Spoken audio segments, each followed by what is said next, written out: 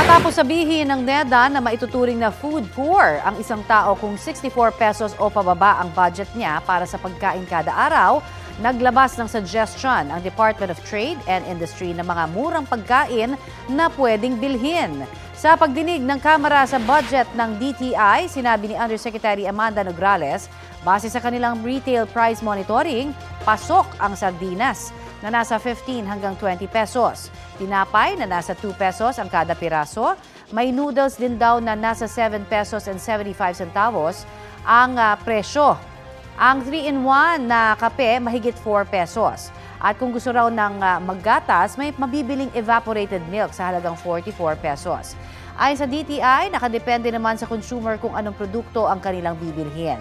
Binatikos ng ilang mambabatas ang batayan ng NEDA sa pagiging food poor ng isang tao. Hindi na daw kasi akma ang budget na 64 pesos kada tao para sa 3 meals, ngayong mahal ang mga bilihin.